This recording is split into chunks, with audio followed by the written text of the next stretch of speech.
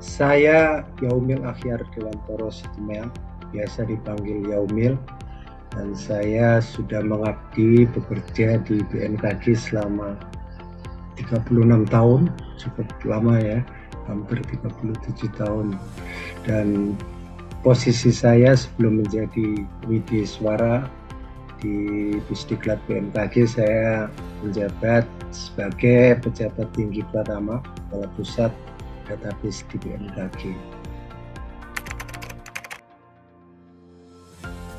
Whole of Government ya, di WOG pertama, itu adalah sebetulnya satu, kalau kita kembali ke konsep WOG, itu adalah satu konsep penyelenggaraan pemerintahan yang menekankan pada kolaborasi dan koordinasi antar sektor ya, terutama sektor-sektor yang terkait dan relevan untuk melaksanakan pembangunan secara terintegrasi dalam kerangka tentunya untuk mengatasi satu isu atau satu masalah yang muncul.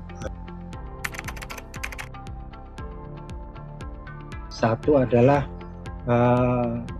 mengimplementasikan atau melaksanakan kebijakan pemerintah dalam satu data, One Data Policy.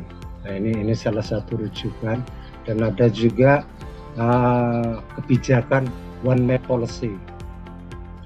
Dan ini memang secara kelembagaan nggak mungkin dilakukan oleh BMKG sendiri, karena untuk One Data Policy, kebijakan satu data, itu memang tujuannya adalah untuk mengkolek data dalam rangka mendukung pengambilan keputusan di beberapa lembaga, ya, beberapa sektor terkait, dan itu ada klasifikasinya yang dikatakan data keuangan, ya, itu urusannya Departemen Keuangan tentunya. Terus data statistik itu ada di koordinasi oleh BPS, Biro Pusat Statistik, dan data lainnya. Kita BMKG masuk di kategori data lainnya tadi, dan ini sangat-sangat mendukung dalam program tadi kebijakan One Data Policy ya, itu dalam kerangka utamanya adalah penanggulangan kebencanaan. Di tingkat internasional kita juga sebetulnya sudah mulai melakukan itu, walaupun sifatnya mungkin kalau kita lihat dalam bentuk WOG itu ada yang sifatnya formal dan informal. Mungkin ini informal, tapi terus terang keterlibatan BMKG ya, dalam kasus di level internasional itu dalam kerangka mendukung program yang dilakukan oleh WMO ya, World Meteorological Organization WMO, itu dalam kerangka untuk melakukan data rescue. Data rescue ini perlu dilakukan untuk membantu analisis atau membuat skenario perubahan iklim yang lagi saat ini. Nah, apa yang dilakukan BMKG dalam kerangka itu? Itu kita BMKG masuk dalam satu katakan semacam kolaborasi dalam rangka melaksanakan penyelamatan data yang kita kenal sebagai SAKND, Southeast Asia ya, Southeast Asia Climate Assessment and Data Rescue. Di situ itu beberapa negara ASEAN yang utamanya masuk dalam keanggotaan WMO bergabung, dan di situ koordinasi kolaborasi diperlukan, karena terus terang kalau kita bicara data itu tidak sesuatu hal yang sepertinya simpel tapi sulit, apalagi dalam kerangka untuk mendukung analisis perubahan iklim itu kita butuh data yang panjang, dan ini terus terang data ini perlu diselamatkan. Jadi memang kalau kita bicara WOG tidak hanya konsep WOG ya, tidak hanya berlaku secara organisasional, tapi kita juga pribadi-pribadi yang ada di dalam organisasi itu juga harus berjiwa itu. Kita kembali sekarang, kalau kita lihat era sekarang yang sering disebut sebagai VUCA, ya, volatile, uncertainty, complexity dan ambiguity itu menuntut organisasi itu lebih agile. Dan sifatnya di dalam agile organization itu ada satu poin penting yang harus kita perhatikan adalah networking. Ya, jadi ke depan bentuk organisasi kita, bentuk organisasi yang ada itu akan lebih mengarah ke networking organization. Jadi organisasi yang berjejaring, tidak birokrasi seperti yang lama. Jadi hampir setiap aspek atau setiap unsur di dalam organisasi itu bisa berkomunikasi dengan baik. Nah, untuk itu tentunya orang-orang yang di dalam networking organization butuh juga kemampuan untuk melakukan networking, ya, membangun jejaring. Jadi kata kuncinya kolaborasi itu penting dimiliki oleh setiap insan dalam organisasi itu, utamanya kita di BMKG. Karena memang kita nggak bisa berdiri sendiri. Kita selalu sangat tergantung kepada pihak lain atau organisasi lain untuk mendukung apa yang ingin kita capai di dalam visi kita.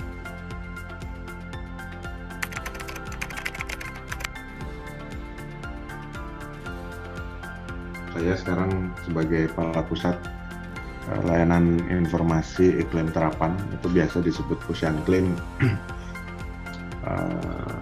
Saya masuk BMKG tahun 2011 ya. Jadi saya PNS itu baru tahun 2012, sebenarnya belum lama. Dulu masuk di Pusat Informasi Perubahan Iklim, atau dulu disebut PIKU. Lalu saya pindah ke Pusat Iklim, Agroklimat, dan Iklim Maritim, disingkatnya dulu PIKAM, sebagai Kasubit Analisis dan Informasi Iklim tahun 2012. Jadi saya 6 bulan PNS, langsung eselon 4. Terus tahun 2015 saya pindah ke Puslitbang 2015 Desember sebagai Kabid Litbang Klimatologi. Terus Desember 2020 saya ke Pusyanklim ini sampai sekarang gitu. belum lama sebenarnya, belum panjang karir di BMKG gitu.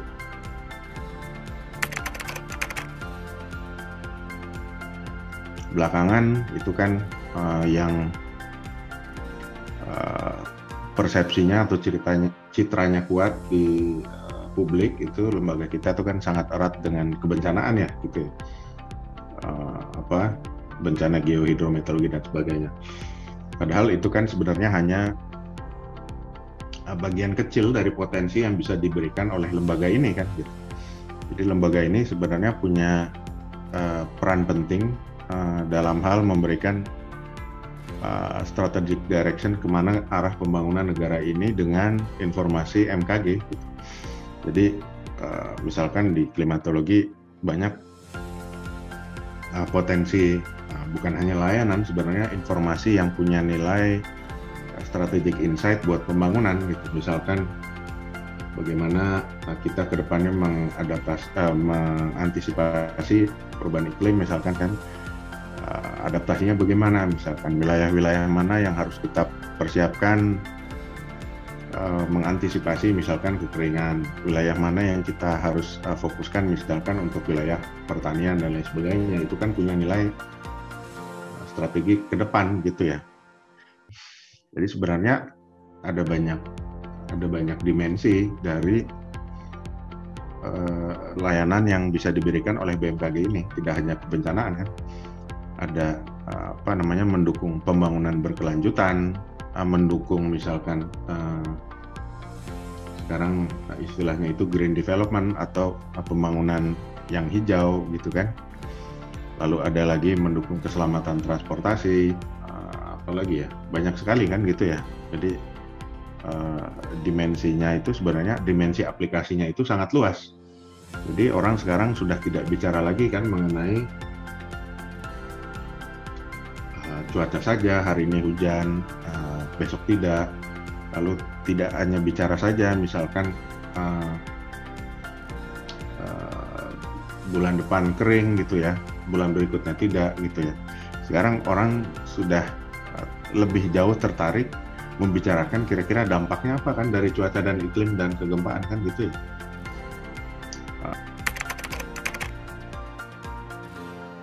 Nah, itu kalau menurut pemahaman saya, sektor-sektor sudah mulai paham mengenai pentingnya informasi meteorologi dan klimatologi untuk sektor mereka. Gitu. Jadi kalau dalam bahasa saya hal tersebut adalah info meteorologi dan klimatologi untuk sektor. Gitu.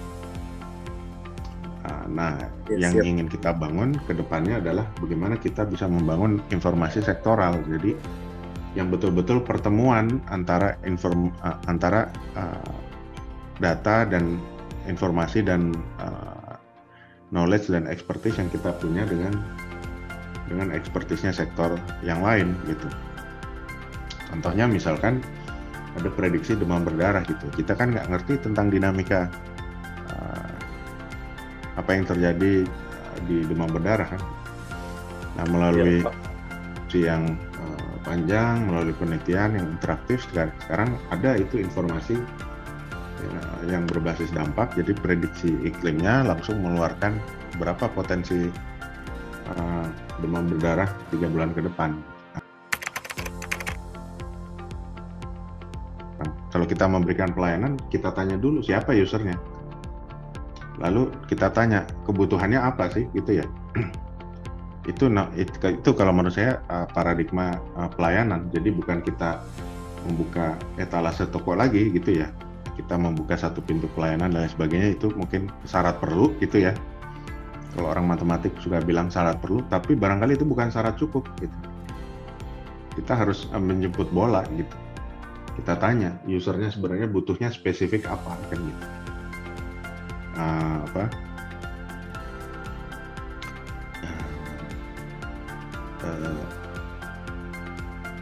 Mereka butuh spesifiknya apa, kita tanya gitu.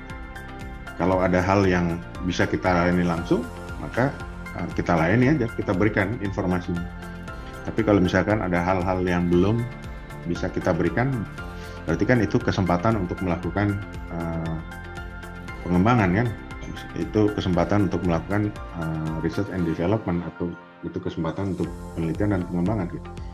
Trennya ke depannya itu harus berangkat dari usernya, bahwa kita bisa melakukan A, B, C gitu banyak hal ya. Oke, itu mungkin kita perlu untuk bisa melakukan itu, tapi barangkali itu cukup atau tidak kan?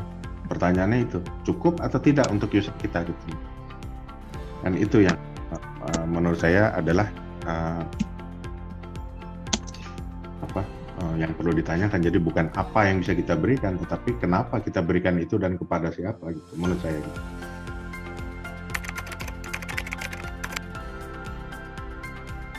Perkenalkan, nama saya Agi, lengkapnya Agi Wandala Putra. Saya sendiri di BMKG mungkin sekarang sudah tahun ke-13 menuju 14 ya. 14 tahun kurang lebih di BMKG. Saat ini secara struktur sebetulnya sekarang karena struktural sudah tidak ada ya. Saat ini saya masih diamanai untuk subkoordinator bidang peringatan dini cuaca di BMKG Pusat. Sebelumnya cukup lama berkiprah di prediksi cuaca ya. Dulu Kasubit prediksi cuaca, dan sebelumnya lagi dulu senior forecaster ya di Pusat Meteorologi Publik, dan sebelumnya juga saya alumni Timur ya di Stasiun Meteorologi Patimura Ambon, sempat bertugas 4 tahun di sana.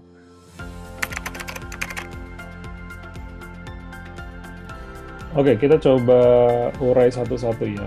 Whole of Government ini kan sebenarnya kalau kita baca referensi aslinya gitu ya, sebenarnya pendekatannya tidak selalu terkait dengan konteksnya lembaga tuh lembaga atau organisasi tuh organisasi. bahkan juga ada G2G gitu ya, case-nya. G2G itu government to government. Bahkan kalau kita tarik lebih eksplisit lagi, ada yang pendekatannya bahkan inner organizations gitu ya. Ini saya akan ambilkan salah satu contoh, misalnya adalah WMO pada tahun 2015 itu menerbitkan sebuah dokumen 1150 yang berjudul tentang Multi Hazard Early Warning System. Oke ya. Nah, di dalam salah satu komponen MHWS, ini saya singkat ya, MHWS itu ada salah satu demand atau tuntutan bahwa setiap lembaga meteorologi itu harus merubah dirinya, atau bahasa yang sering saya gunakan adalah shifting paradigm, atau merubah paradigma layanannya menjadi dari perakiraan ataupun penyediaan informasi cuaca konvensional menjadi perakiraan cuaca berbasis dampak. Pada tahun 2015 ketika guidance itu muncul, saya pada saat itu 2016 mempelajarinya gitu ya di sebuah sesi pelatihan gitu ya, dan kemudian melakukan pendalaman di tahun 2017 dan menghasilkan sebuah konsep penerapan impact based forecast di Indonesia. Nah, pada saat itu semua tidak pernah berpikir ya teman-teman ya, tidak pernah berpikir bahwa kita bisa masuk ke ranah impact ataupun dampak. Nah, ketika kita tarik runutan dalam WOG tadi gitu ya, penerapan impact based forecast itu adalah contoh yang sangat faktual untuk dapat digunakan dalam use case yang tadi teman-teman minta. Kenapa demikian? Karena BMKG yang sebelumnya ketika menyajikan informasi cuaca secara konvensional, maka sudah tidak lagi menjadi eksklusif hanya mengurusi parameter cuaca saja, karena juga harus memikirkan impact. Betul ya?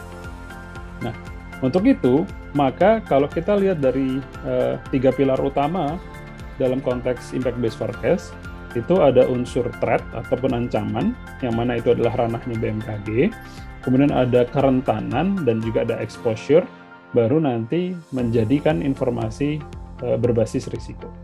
Nah, kebetulan sekali kerentanan itu bukan ranahnya BMKG dan bahkan kita tidak memiliki kapasitas tentang itu.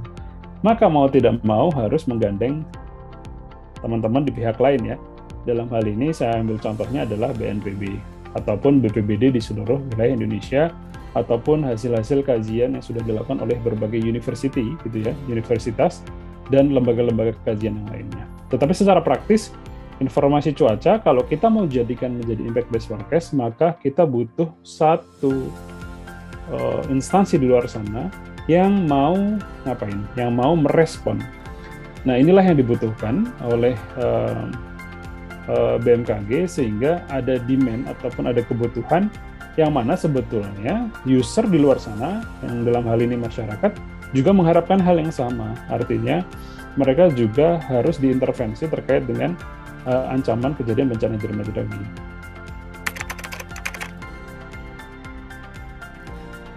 Pertama yang paling jelas adalah BMKG tidak bisa menjadi satu super body. Kemudian kedua, tidak menjadi sebuah lembaga baik itu eksklusif gitu ya. Eksklusif artinya tidak mau membuka diri kepada lembaga lain. Itu salah besar, terutama bagi teman-teman di generasi yang baru ya, seperti teman-teman ini. Penting dan perlu sekali untuk mentransformasi cara berpikir, karena justru keterlibatan dan juga kerjasama dengan berbagai lembaga itu akan semakin memperluas benefit dan juga katakanlah kemanfaatannya untuk masyarakat luas. Artinya begini, unsur WOG ataupun misalnya pentahelix itu bisa langsung diadaptasi sebetulnya di dalam konteks BMKG, karena BMKG kalau kita kembalikan ke acuan awal tadi ya berada untuk berbagai macam kebutuhan kan ya. Nah, kita harus ada di sana dan harus bisa mentransformasi layanan-layanan yang standar kita miliki selama ini, sehingga kemanfaatan kita jauh lebih luas dan lebih besar. Nah, pendekatan ini yang harus dicamkan ataupun diterapkan dengan kita sudah mulai membuka diri, kemudian mau untuk berkolaborasi, tetapi tetap selalu mengedepankan regulasi yang baik gitu ya. Regulasi yang baik di sini adalah ketika kita masuk ke ranah-ranah tertentu itu kita mengacu ke regulasi yang sudah ditetapkan oleh legislatif ataupun pemerintah misalnya. Untuk apa? Untuk semakin mengetahui positioning daripada lembaga-lembaga yang memang berkolaborasi dengan BMKG. Nah itu penting. Justru bukan mempartisi terkait dengan kewenangan, tetapi justru akan makin jelas ya partnya di mana, sehingga kemanfaatan yang diharapkan itu juga akan semakin besar gitu ya. Nah ini adalah hal yang perlu dikembangkan ke depan, sehingga baik itu paradigma platform keterbukaan itu tentu saja kita respect kepada regulasi terkait dengan data misalnya, tetapi semua itu bisa diatur ketika unsur kolaborasi itu ada, ketika investasi, observasi dan layanan MKG ya di Indonesia yang sudah dilakukan di BMKG itu justru memberikan manfaat yang lebih gitu ya kepada masyarakat, maka itu kan sebuah jalan yang baik lah gitu.